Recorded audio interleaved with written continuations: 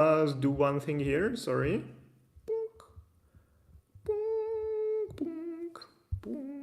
Good.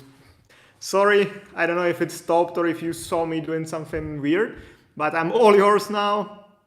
I'll be here for, I don't know, 20 minutes, 25, depending, answering your questions about anything related to the Czech Republic. So all the different visa types, residence permits, business set up in the Czech Republic, trade license, SRO company, limited liability company, or anything about health insurance, anything about what else? Accommodation, finding accommodation in the Czech Republic.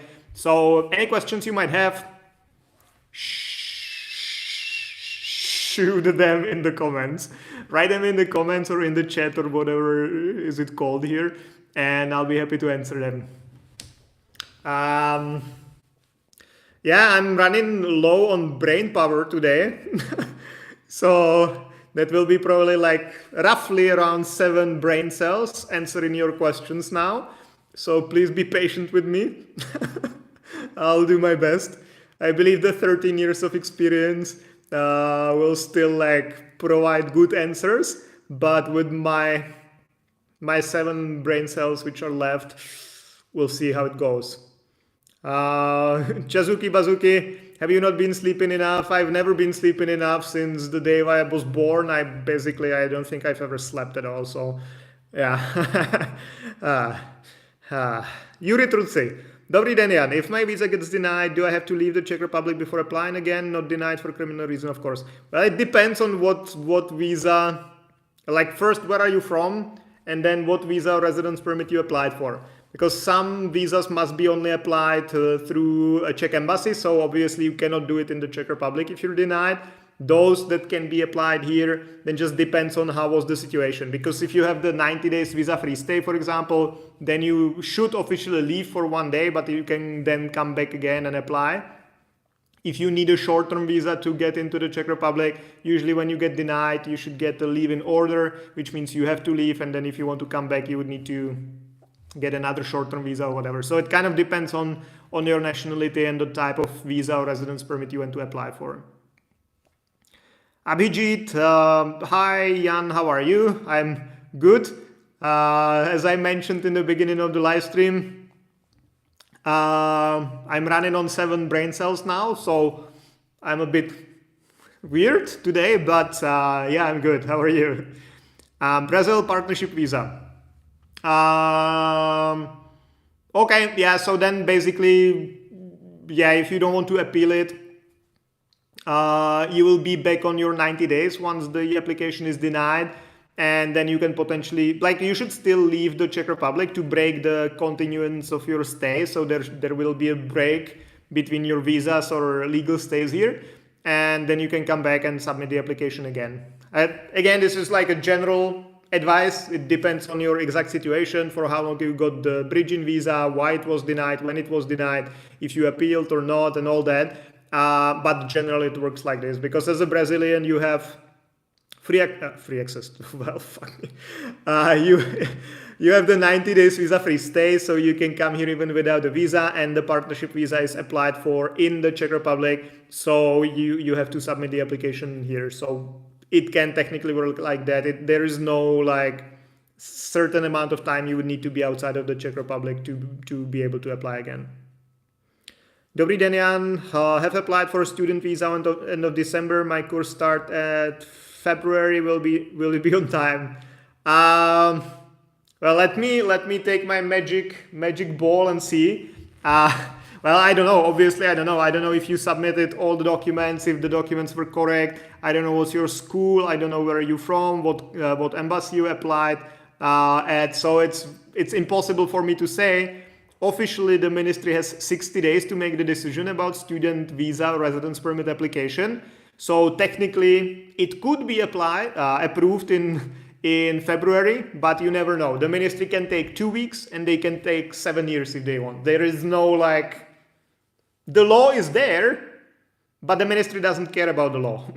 So, you know, sometimes they make the decision very fast. Sometimes they make it just like on time.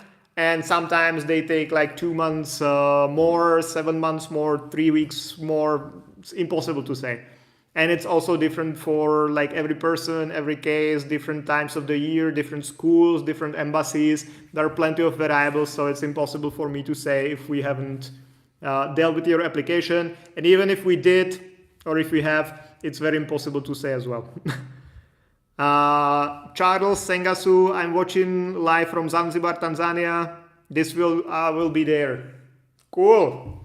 Sending my regards to Tanzania, to there, to Zanzibar. And yeah, we'll be happy to have you here. What are you applying for? Benny Bro. Does the season you apply in affect processing time student visa? It does, yes, of course. Because let's say the highest season is July, August, September, October. So if you apply in these 4 months for any type of visa, like that has to go through an embassy, that will take the longest because that's where most people are applying or being approved or decided. So that takes the longest. Then on the other hand, I would say April, May, those are pretty slow months. So usually decisions come faster there. So yeah, it definitely influences the duration. Mukesh, can a non-EU resident with employee card invite someone to apply long-term visa? Well, you can bring here your wife and kids, or Mukesh, I guess you're a male, so you can bring your wife and kids, but that's about it. You cannot really invite. You can provide an invitation letter and invite someone like for short term, but for long term, basically just kids and spouses. Bryce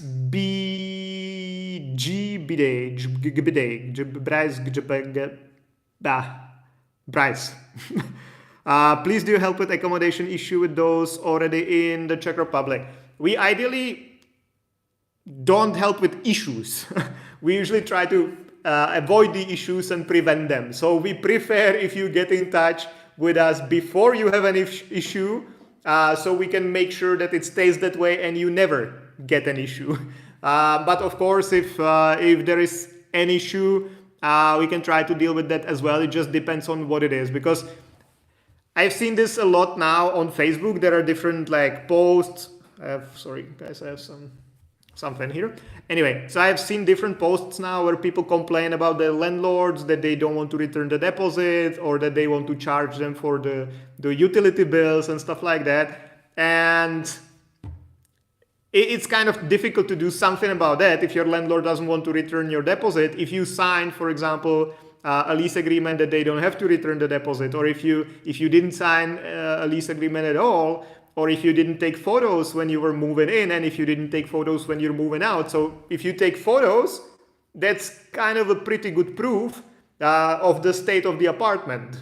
So when you're moving out, you can kind of easily refer to the photos and say, hey, this was already here when I was moving in, so it's not my fault, I didn't break this. But if you don't make photos, how can you really prove if this scratch was there or not, and if now the landlord has to like repaint it or not? So like it's easier to prevent problems. But if you share more details, I might be able to advise as well. Generally, it's better to prevent problems than to sort them out. Trending Now TV. My employer made me sign a contract without explaining that the change would affect my insurance. I called VZP after 4 days and they said they received information I'm no longer working there, so meaning I was uncovered for those days. Is that problem with the MOI? I have email correspondence asking the question why it was not explained to me about the change. Well, it kind of depends on what's your visa and what's the situation, because this is very general question, and so it's very difficult for me to answer that properly, because if you're here under the employee, this seems that they changed the type of your contract. So let's say you had a full-time employment and now you have part-time employment. So you had the HPP, now you have DPP, because otherwise it's not like easy to just say, hey, we will not pay for you anymore. They have to do it if you're under some type of contract. So what it seems like is that they changed the type of your contract to the one where they are not responsible for for your social security, healthcare, all that. But that might not be fine. That might be fine if you're a student here and you have a student residence permit and you work because you can, you have a free access to the labor market. But if you are under an employee card, for example, or a blue card, this is not really possible unless or without your residence permit being influenced or cancelled or whatever. So I would need to know a bit more about the situation to be able to advise properly. Hom J. Magar. Hi, regarding family reunification. My wife came to Prague under long-term residency. I have free access to labor market. If my wife starts working full-time, does require to send anything to the MOI?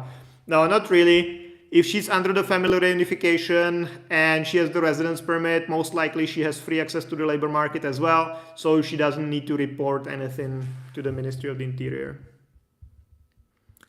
Abhijit. Okay, sorry, Abhijit, I will get back to you in a second. It's just trending now, TV. I'm under family reunification visa. Okay, understand. So, yeah, well, now, if you are no longer covered by the public healthcare, you need to buy a private health insurance. So definitely buy the private health insurance as soon as you can. I actually shared a 25% discount we can get for our clients from one of the insurance companies earlier this week on Monday. So go check the video or get directly in touch with me and we'll be happy to send you the quotes and get the insurance as soon as possible. The ministry will probably not care about 4 days somewhere in the past, but you should stop this problem right away. So buy the insurance as soon as you can, and then most likely the MOI will not care. But also keep all the evidence, keep everything like the communication with your employer, all that. In case there is a problem in the future, you can prove that you didn't know about it, that your employer did it behind your back or whatever. They probably didn't. They just told you that they will do something and you didn't understand exactly what. They didn't probably explain properly. So anyway, just keep the correspondence, keep anything you have. In case there is a problem in the future, you can prove that you will try to sort it out. So Abhijit, sir, if there's no interview questions during the appointment, only document submission, does it mean second interview? It depends on what you applied for, because for example, for family reunification, there is usually no interview at all. Can be, and if there is, that's usually a problem. But for example, for the family reunification, usually there is none. For blue card, there is no interview usually. If it was a business visa or if it was a student visa and you didn't do the first interview, it might come later. Also for the health insurance, I saw your post for 25% off, applicable for students as well. Could you tell a little more about it? A little more, yes, not much. I cannot, for example, share the name of the company, but we work with 6 different private health insurance companies. And sometimes we get offers from them that we can give our clients special discounts, which they cannot get online on the website when they're trying to get it themselves, which helps promote our cooperation. So this is what happened. One of the health insurance companies offered 25% discount to our clients. So if you get in touch, we'll be happy to send you the quotes. As for students, usually student prices are better than anything else insurance companies offer. So I believe we can get you a better offer than the 25% off, but depends. Get in touch, send us your date of birth, and then my colleagues will send you the quotes and we take it from there. Ruby Sharma, hello brother, hello, how are you? I'm good, how are you? Main India, Sehun Bada Yara blah blah blah blah blah blah. I don't understand anything. Baya English Bahut, very nice, beautiful. Thank you very much. Thank you very much. I hope it's about me that I'm very nice, beautiful.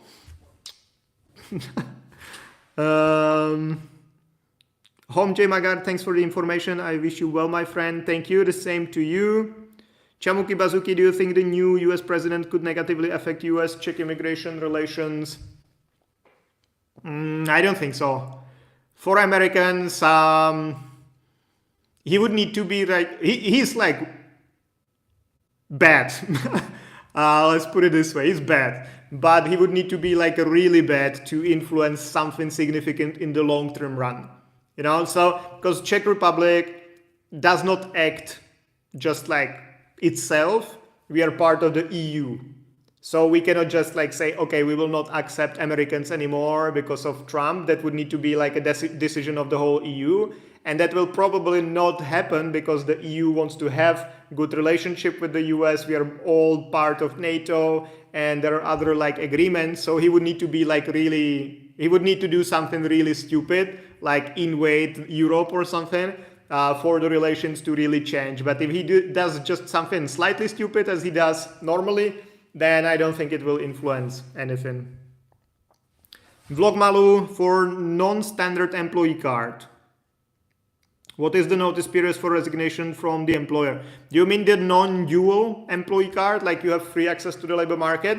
If yes, then the notice period is not at all related to the immigration part, so the employee card.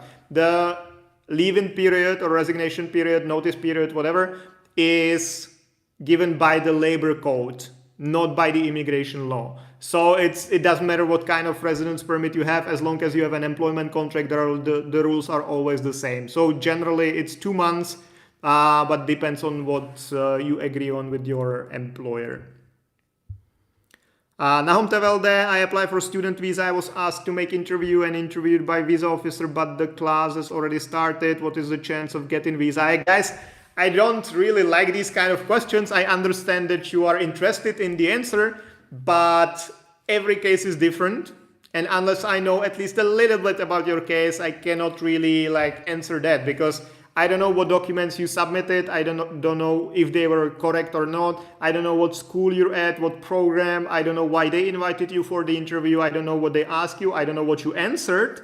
I don't know when it happened. I don't know what embassy. I don't know who's making the decision about your case. So anything I say is just like some makeup thing. So I would say if they invite you for a second interview or any type of interview, it primarily depends on what are your answers.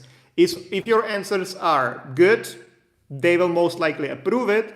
And usually they approve it pretty swiftly after the interview. If your answers are not good or stupid even, then they will deny it.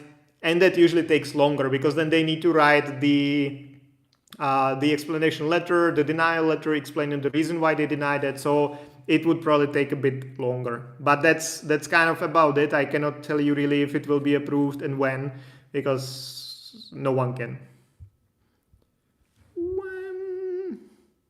Nidish Rai, Rash Rai. I'm mispronouncing all your names, guys. Sorry for that. Hi there. Do you know what is success ratio of work visa in Abu Dhabi? Do you mean if you even get to the application?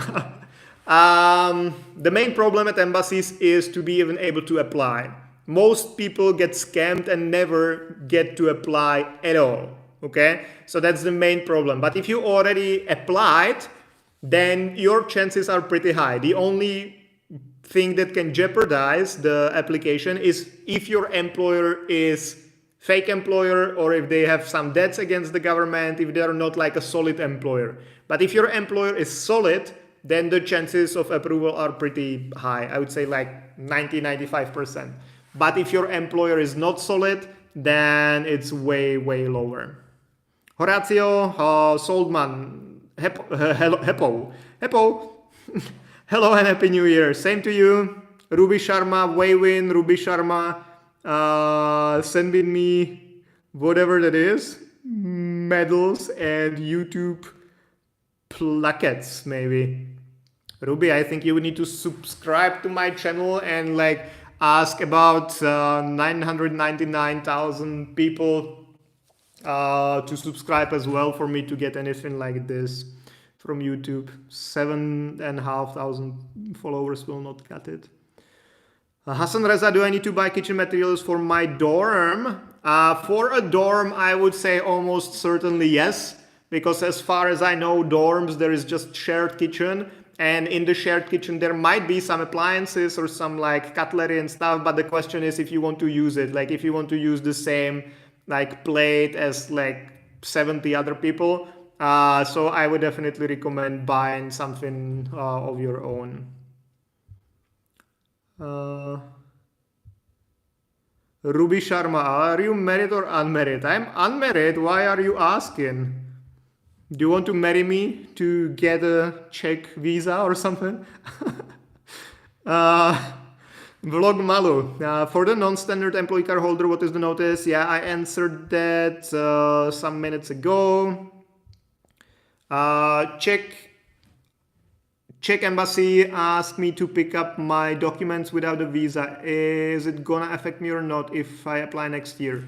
I'm not sure exactly what you mean that they asked you to pick up your documents without the visa. Means like you were denied, or what do you mean by that exactly? Logmalu, thanks you. Ruby, hello, belated Merry Christmas and happy blessed full year, New Year. My question is, I'm now in temporary partnership visa, but not married to my Czech partner. Is her visa be like mine or different? Thank you. What do you mean? What do you mean? What do you mean, Ruby? You are now in temporary partnership visa, but not married to your Czech partner. Is her visa be like mine, or like whose visa? If you have a Czech partner, your Czech partner does not need any kind of visa. So if you can like elaborate, I'll be happy to answer. I just don't know if I'm getting the question properly. Ala Omar, can I just go to the ministry without appointment to apply for employee card? You can. You just need to be ready to wait there for hours. Usually we recommend, depending of course where. But for example, if you want to go to Chodov, to Cigánkova, go like 4 or 5 o'clock in the morning, the latest. Otherwise, you will spend the whole day there. So you can go to most of the branches. You can go without an appointment. But if you go there when they open, like 8 o'clock in the morning, you will spend there the whole day, like 8 hours waiting. And question is if they will even see you that day. Hassan Reza, do I need to buy? Yeah, I answered that. Hassan, I answered that already. If you need to buy kitchen materials. Benny Bro, what do you say in the date of departure when it's 6 years course medicine and the max student is weird? Yeah, we usually put there a year after.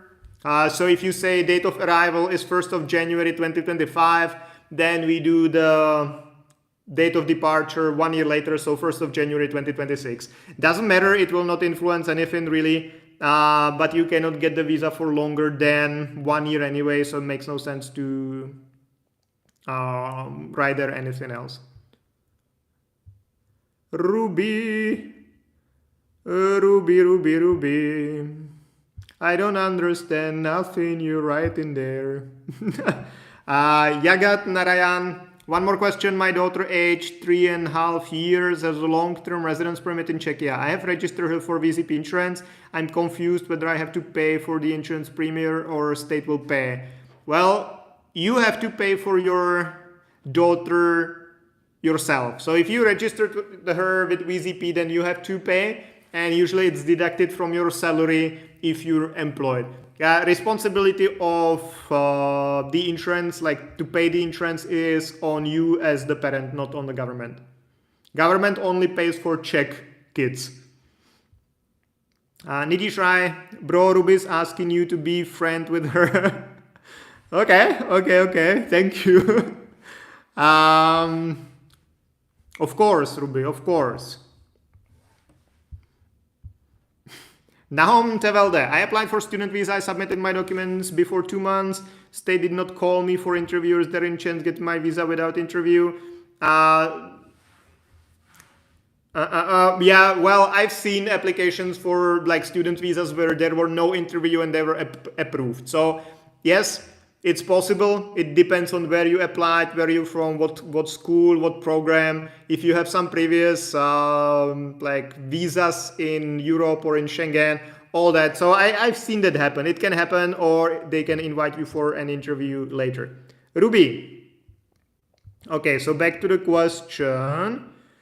Got married, not married to my Czech partner, your daughters. Okay, well, it depends because it depends. If one of the parents is Czech, then obviously your daughter will be Czech as well. So if it's a child of yours and the Czech partner, that's fine because then she will be Czech as well and she doesn't need any visa. If it's a daughter from your previous relationship, yeah,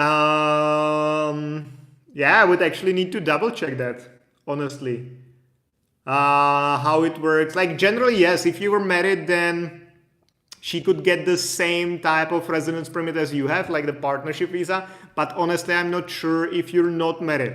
I would need to double check that. So if you want to know, just get in touch somewhere directly and I will find out about it. Honestly, I don't know that if you're not married, if you can bring your daughter from your previous relationship. Ruby Sharma, to apko bhaya shadi nahin karni hai. Budhe how you are shadi kar lo please. Thank you. Yagat Narayan, I answered that. Officer at VCP office mentioned that I have to pay, but in VCP application the payer is mentioned as state. That's possible because like nothing is really suited for foreigners. All the forms are for Czech people. So Czech kids are covered by the government, by the state. So maybe it's just the form because they don't have one specifically for foreigners. Nahom, I answered that. Benny bro, why is it at the Czech embassy they ask you to make 2 complete files of all dogs? One file should be original, one should be a copy. Yeah, that's a standard procedure because the embassy does not make decisions. Embassies fall under Ministry of Foreign Affairs. But all the visa applications, like long-term visas or long-term residence permits, are decided by the Ministry of the Interior. So those are 2 different ministries. So the embassy actually does not make any decisions. They only take your file and send it to the Ministry of the Interior. So that's why you need the physical, like the original files. They go to the Ministry of the Interior. The copies stay at the embassy for the Ministry of Foreign Affairs. Nidish Rai, hey, is working visa appointment problems are still going on or already solved? Is applicant getting their appointments? Depends on the country. If it's India and employee card, still the same. No appointments available at all. Prince CF, I was student of Škoda Auto University and I am student Metropolitan University. I have changed my accommodation also. So should inform to foreign police I have visa renewal in January 29. Well, couple things here. Accommodation change, that needs to be reported within 30 days after that happens. So if you move today, within 30 days you have to report it. So it depends on like when you moved, but you don't report it to the foreign police, you report it to the Ministry of the Interior. As for a university program, that's a bit more complicated, and you definitely need to make sure that if you were in an accredited program, you are now in an accredited program as well, because you cannot switch like from accredited program to non-accredited program. Those are not like the same thing, they are not interchangeable. So you need to make sure that if you want to change schools and programs, that's technically possible, but you need to be careful about that. Ruby Sharma, bye, good night, love you. Good night, Ruby Sharma, see you next time. Ruby, thanks for answering my question. My pleasure, happy to help. Vagar Ahmad, I didn't get a visa appointment for the Czech Republic from Pakistan. Yes, that's very common. That's very common. Meta Pekin, the traveler. Hello, sir. How are you? I'm good. Meta, how are you? Nahom Tevelde, thank you very much. Yagat Narayan, thank you so much. Really appreciate your help. My pleasure. Vagar Ahmad, it was my 7th time, but I didn't get a visa appointment. The visa appointment lottery system is such a bullshit. Yes, agree. Unfortunately, that's how it is. Nidish Rai, first of all, thank you for your answers and like the way you answer everyone. Thank you, Judith. Yeah, well, I mentioned in the beginning that I only have seven brain cells left. Now it's probably like 5 or 5.5. So I'm happy my answers are still good. My friend lives in Qatar. He has Czech employee contract. How can he get an appointment? Well, Qatar is doable because there are no quotas as far as I remember, but it depends on the capacity of the embassy. So you definitely need to follow the instructions of the embassy. But in countries like that, most countries in Asia and all countries in Africa, there is basically no chance you will get an appointment ever. So instead of getting work permits or employment contracts in the Czech Republic and then waiting forever for appointment you cannot get, I would just recommend focusing on some other country first. Vagar Ahmad, my first semester is finished and the second semester is going to start for the 7th time. I didn't get a visa appointment. Yeah, sorry to hear that. Unfortunately, that's a standard situation. Meta, I'm good, thank you. Frederick Ismail Oba. Hi, Jan, Happy New Year. Happy New Year. My question is, can I fly and back from another EU Schengen country with a Czech PR to go out of EU? Yeah, of course, if you have a Czech permanent residency, then you can travel to other EU countries or Schengen countries to be more exact, freely. So you can fly there or from there outside of Schengen. That's not a problem.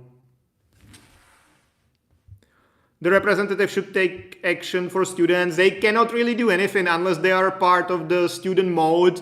The embassy, the school cannot really do anything. It's the Czech government who doesn't want certain nationalities here. That's not the school. The school wants you here because you pay like the tuition, so they want you here for sure. But that's the Czech government who doesn't want you here. So unfortunately, the school cannot do that much about that. Ala Omar, do you help with finding accommodation in Brno? Yes, we do. Ruby Sharma, okay, that's okay. Mujhe only Abha Bharat Pasad Hai Pakistan Saudi Arab Sab Mujhe Kush Desh Pasand Nihi Hai only Mehra Bayat Baha Pasand Bharat, and now it's gone. So okay, very understand. Meta, thanks for the info. Daria, relatable therapist and psychologist. Thank you, Daria.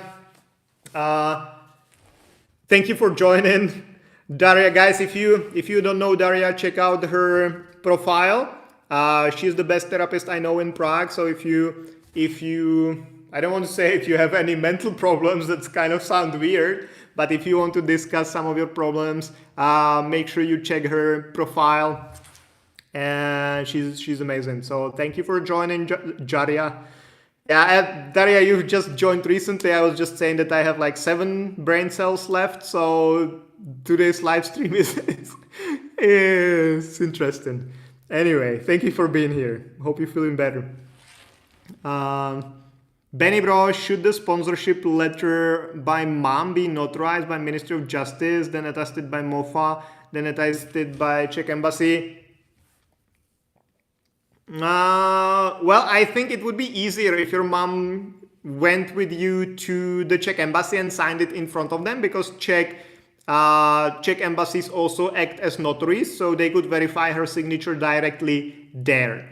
If it's not possible, then you can try without the signature, but of course if you notarize the signature and get all the attestations, that's always better. Chazuki Bazuki, is there any city you would avoid at all cost in the Czech Republic? Probably not at all costs, but there are some cities where I would not live, and that's basically most of it, outside of Prague. So yeah, basically outside of Prague there is no life. So yeah, no, but kind of depends, because some people prefer living outside of like cities, or in smaller cities, so the life is calmer, they can more interact with Czech people, all that. So it kind of depends on preference, but some of the not really nice cities are like in the industrial areas, which like would be the north of the Czech Republic, or then kind of Silesia somewhere.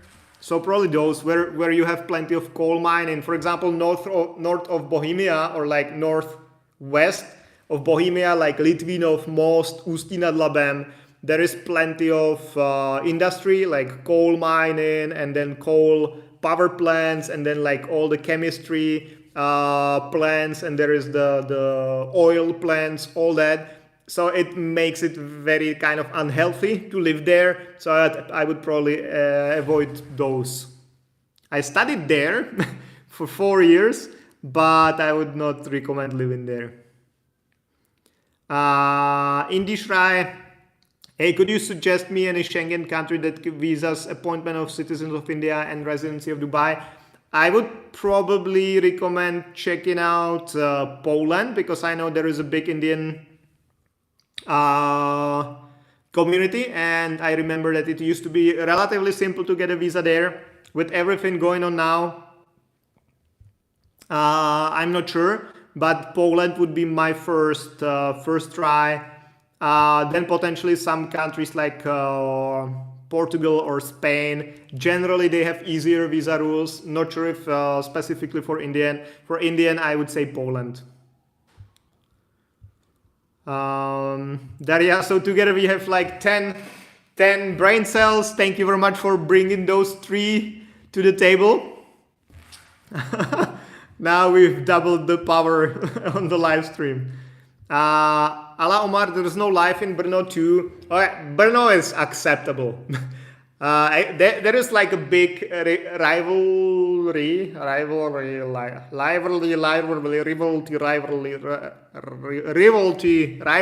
whatever. Prague and Brno does not like each other. But Brno, actually, I was surprised. I used to go there pretty often because we were planning on, whatever, doesn't matter, but I used to go there pretty often, and it's actually now a relatively nice city with a lot of life, a lot of international companies, restaurants. So Brno would be acceptable, but anything else than that, not for me really. Ruby, bye Ruby, good night. Thank you for being here. Benny bro, how's Olomouc, the city? I'm not sure if I've ever been there. It's just I don't like small cities. You know, it's like, I don't know, everything closes at 6 or 7, and like all the shops and the restaurants, there's like 2 restaurants, and like one of them is like half good, and the other one is at the railway station. So I just don't, not talking specifically about Olomouc, just like smaller cities in general. I just don't like that. I've heard that Olomouc is fine. There is plenty of students, so it might be all right if you're a student, and if you like smaller cities, nothing for me really. Now, okay, so guys, there is smile, very nice, beautiful, very nice, beautiful Ruby. You're making me blush. I'm very nice, beautiful. Chamuki Bazuki, I know how it's written, I just cannot pronounce it. Rivalry,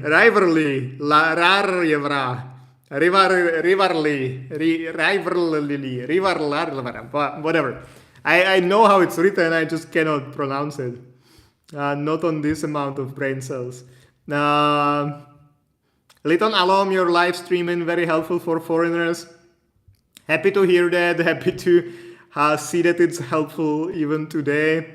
Nahum Tevelde, can a student admitted for the next year if the class is already started? You mean like not from the immigration perspective, but like from the school perspective? I guess so, that if it's from the school perspective, that they can accept you anytime, as long as you fulfill some conditions, because you might be able to transfer some credits from a different program. So I think it might be possible, but it's definitely up to the school, and it's best to discuss with them. Irma, hello, my salary here in Czechia is less than 20,000 crowns. Do you think I will be approved to invite my partner for family reunification? First of all, if it's just a partner, then I would be kind of skeptical about that, because the family reunification is primarily meant for married couples, for spouses. As for the amount, it depends on how much is your accommodation. If you live for free because your employer pays the accommodation, then 20,000 crowns is like more than enough. If your official salary is 20,000 crowns and you pay 15 for your accommodation, then it's not enough. So it depends on the situation. Chamuki Bazuki, thank you for all the insight. My pleasure. Benny Bro, do you usually have to prove your relationship to your sponsor? For example, my mom is sponsoring me, so birth certificate.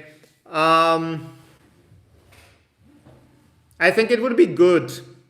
Definitely, like, we generally prefer making applications as strong as possible, because if we once get denied, any further applications are more complicated. Plus, you've lost your time, you've lost your money, you lost your energy, effort, all that. So we prefer, instead of rushing and submitting some application like half good, we prefer waiting a bit and giving them more documents than they need to make the application stronger. So I would definitely do that. Question is how easy or complicated it is for you to get the marriage certificate, birth certificate, apostille, to pre-legalize, translate it into Czech, all that. Yeah. So Mukul, hello Jan, is there any good news for Indian long-term visa? No, not really. Not really. Nothing happened or nothing has changed in January. Changes in quota, I'm not aware of those. I've checked the quotas for some countries like earlier this week, and it was still about the same. I didn't check India specifically, but I don't know about anything happening around that. So I don't think there is any good news now. Ruby Sharma, you said you would go to sleep and you're still here. What's going on? Dilip, disappointment for Indians. I would say it's still kind of, it's keeping the same situation. So there is no disappointment because it's been like this for a couple of years now. So it's more like no good news. Benny Bro, I already did my application. The embassy said they require a fee per supporting document and didn't accept the birth certificate without wanting additional fees, and the consulate said it's useless. Yeah, okay, maybe because they wanted to like legalize the document. I can imagine that they would want an additional fee for that, because embassies in the past, most of them used to be able to legalize documents. Now it's not that common, but they can still legalize some documents. So I can imagine that this was part of that. As for being useless, that will be up to the decision maker about your case to see if it's useless or not. It's not up to the embassy. Embassies not make decision, as I mentioned in like earlier. Guys, it's been 43 lovely minutes with you. I'm happy you survived my 7 brain cells energy today. Hopefully this was helpful as well, and I will see you again Monday, Thursday, until the end of the world. See you guys, goodbye, and thank you for being here again. See you.